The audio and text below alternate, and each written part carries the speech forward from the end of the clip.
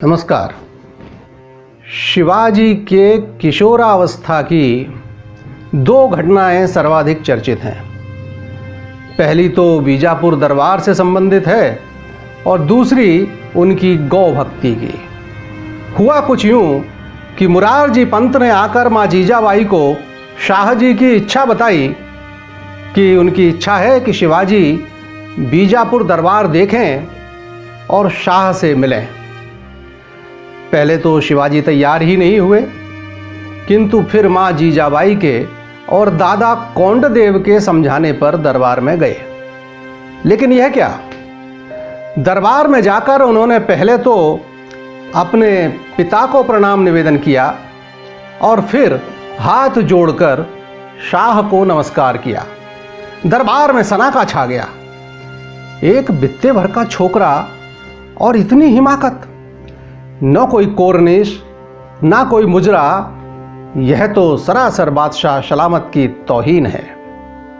बादशाह ने रोषपूर्वक शाहजी से कहा, शिवा से पूछो कि इसने दरबारी अदब से कोरनिश क्यों नहीं की। शाहजी पूछते इसके पहले ही शिवाजी बादशाह की तरफ उन्मुख होकर बोले, मैं जैसे अपने पिता को प्रणाम करता हूँ वैसे ही मैंने आपको नमस्कार किया है। क्या आप मेरे पिता तुल्य नहीं हैं? बादशाह हंस पड़ा और शाहजी से बोला, लड़का होनहार है। यह स्पष्ट है कि शिवाजी ने उस समय भले ही पिता की इच्छा का मान रखते हुए बादशाह के दरबार में हाजिरी दे दी हो, लेकिन बेमन से ही वहां गए थे। जल्द ही उनका एक और कारनामा सामने आ गया। हुआ कुछ यूं कि एक दिन जब शिवाजी बाजार में घूम रहे थे, उन्होंने देखा कि एक मुस्लिम कसाई एक गाय को बेदर्दी से खींचता हुआ वधशाला की ओर ले जा रहा था। गाय जोर जोर से रम्हा रही थी, करुण निगाहों से चारों ओर देख रही थी कि शायद कोई उसकी जान बचा ले, लेकिन मुस्लिम शासकों के राज्य में कौन उसकी मदद करता। आसपास के दुकानदार निगाहें नीची किए हुए अनदेखा कर रहे थे। शिवाजी आगे बढ़े और कसाई से बोले, गाय छोड़ दो। कसाई क्यों सुनने लगा, बोला, जा जा अपना काम कर। वह गाय को खींचते हुए आगे बढ़ता रहा और शिवाजी ने अपना काम कर दिया। शिवाजी ने म्यान से तलवार निकाली और मानो कोई बिजली चमकी हो, एक ही वार से कसाई का वह हाथ काट डाला जिससे वह गाय को खींच रहा था। गाय मुक्त होकर वहां से भाग खड़ी हुई। समाचार बादशाह तक पहुंचा और उसका गुस्सा 7वें आसमान पर पहुंच गया। पहले दरबार में बेअदबी और अब यह गुस्ताखी। शाहजी ने जैसे तैसे माफी मांगकर बादशाह का गुस्सा शांत किया और दादा कोंडदेव की सरपरस्ती में शिवाजी को अपनी जागीर पूना पहुंचा दिया। अब दादा कोंडदेव पर एक साथ 3 जिम्मेदारियां थीं।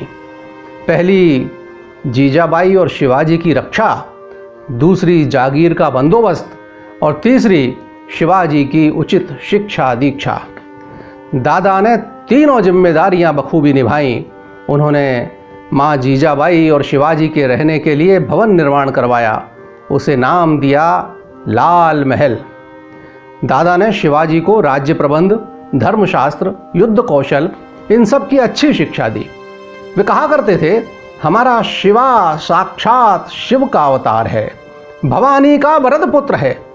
दादा और माँ की शिक्षा दीक्षा का असर कहें या विधि द्वारा निर्धारित उनकी भूमिका कि युवा होते होते शिवाजी के दिलो दिमाग में लक्ष्य स्पष्ट होता गया, आंखों में बसता गया हिंदवी स्वराज्य का सपना।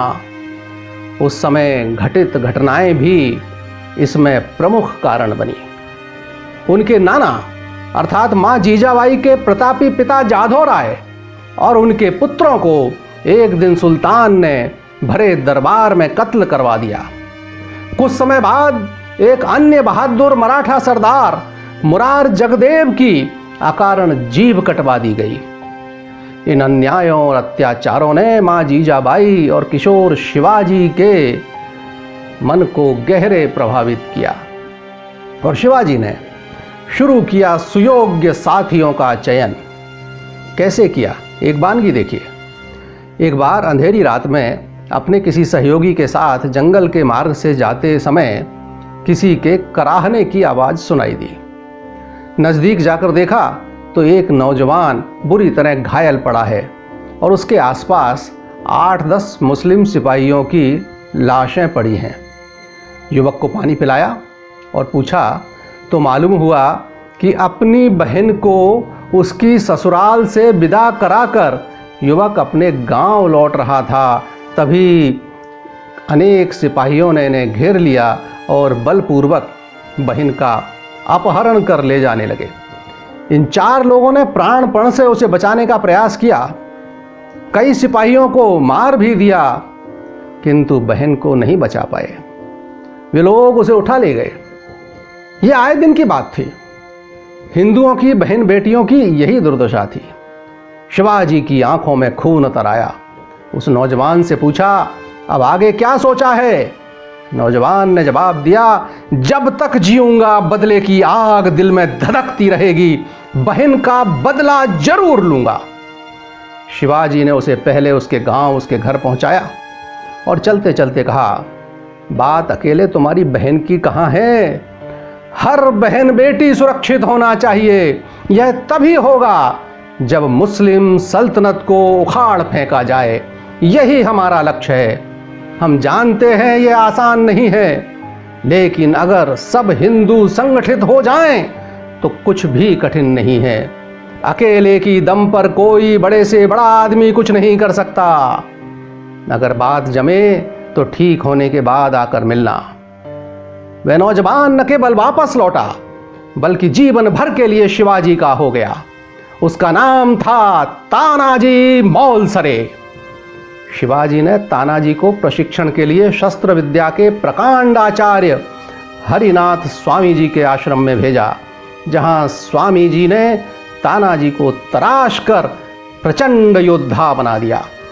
इसी प्रकार एक एक कर ध्येयनिष्ठ व समर्पित साथियों की टोली बनती गई, बढ़ती गई। येशाजी कंक, बाजी प्रभु पारुलकर और तानाजी सहित सभी तरुणों के हृदय में भी शिवाजी ने अपने समान ही स्वतंत्रता की लौ प्रज्वलित की। मुस्लिम शासकों के अत्याचारों से त्रस्त लोगों की कमी नहीं थी। उन शोषित पीड़ित आम जनों को विद्रोह के लिए प्रेरित किया शिवाजी ने। जीत के लिए जीत का भरोसा जरूरी है और यह भरोसा जगाया शिवाजी ने। उसके लिए जरूरी थी जयेषणा, हर हाल में जीत की दृढ़ इच्छा। हम देखते हैं कि राजस्थान के राजपूतों में वीरता की कमी नहीं थी, लेकिन उनका आत्माभिमान उन्हें विजय की अपेक्षा आत्माहुति की ओर प्रेरित करता था। हम पीठ नहीं दिखाएंगे, भले ही जान चली जाए। हम शत्रु पर भी धोखे से वार नहीं करेंगे, भले ही शत्रु चाहे जितने छल फरेब करता रहे। इस नीति ने उन्हें व्यक्तिगत महान की पंक्ति में भले ही खड़ा कर दिया, विजेता नहीं बनाया।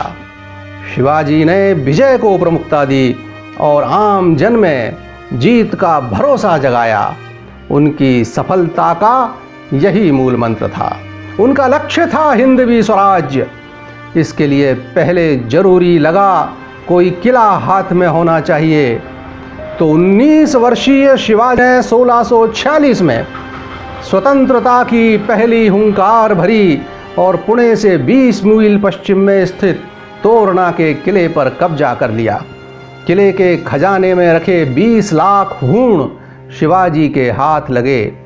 सूझबूझ दिखाते हुए उन्होंने बीजापुर दरबार में वकील भेजा और कहलवाया कि यह कदम राज्य के हित में उठाया है और अब पहले से 2 गुना लगान भेजा जाएगा। बुजुर्ग शाह खुश हो गया। इसके बाद प्राप्त धन से उन्होंने तोरणा से 5 मील पूर्व में पहाड़ी पर एक नया किला बनवाया। उसे नाम दिया राजगढ़ और वहीं से अपनी गतिविधियां संचालित करने लगे। लेकिन यह तो शुरुआत थी। जल्द ही उन्होंने कोंडाना किला भी अपने अधिकार में ले लिया। विरोध पर आमादा अपने सौतेले मामा को गिरफ्तार करने में और उससे सोमा जिला कब्जाने में उन्हें कोई संकोच नहीं हुआ। सिंहगढ़, पुरंदर और कल्याण किले भी जीत लिए गए। रोग शैया पर पड़ा आदिल शाह आपे से बाहर हो गया और उसने शिवाजी के विरुद्ध अभियान शुरू किया।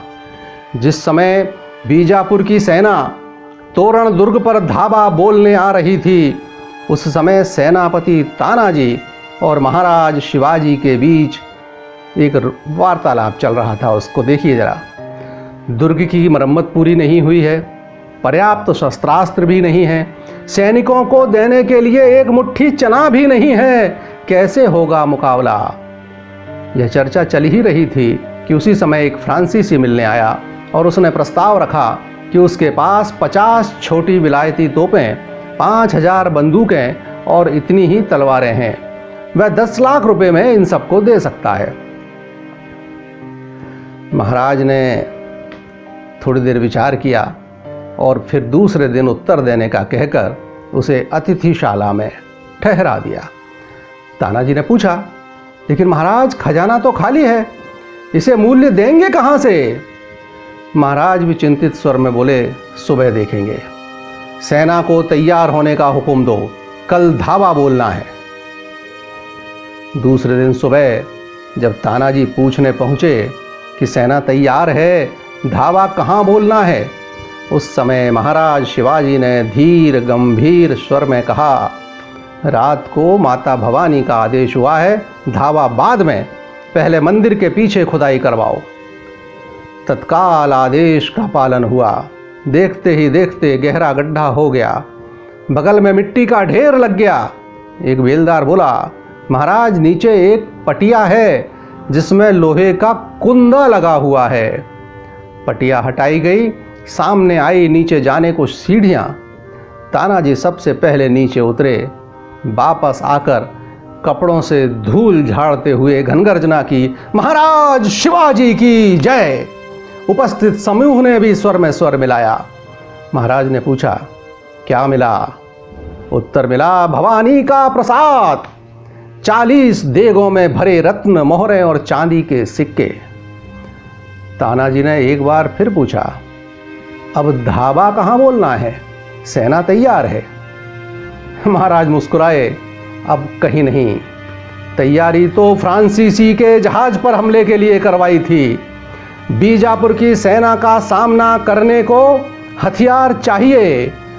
कीमत देने की स्थिति नहीं थी तो छीनना ही एक मार्ग था, लेकिन अब जब भवानी ने कृपा कर दी है तो कीमत चुका कर ही लेंगे। जब धर्म पथ पर कदम बढ़ें, उद्देश्य स्वार्थ न होकर परमार्थ हो, तो देव भी सहायक हो जाते हैं। और फिर शिवाजी तो स्वयं ईश्वरीय कार्य ही कर रहे थे, जिसके लिए गीता में स्वयं श्री भगवान ने घोषणा की हुई है, धर्म की स्थापना, दुष्टों का विनाश। तो भवानी सहायक हुई, इसमें आश्चर्य का। जय शिवाजी, जय भवानी।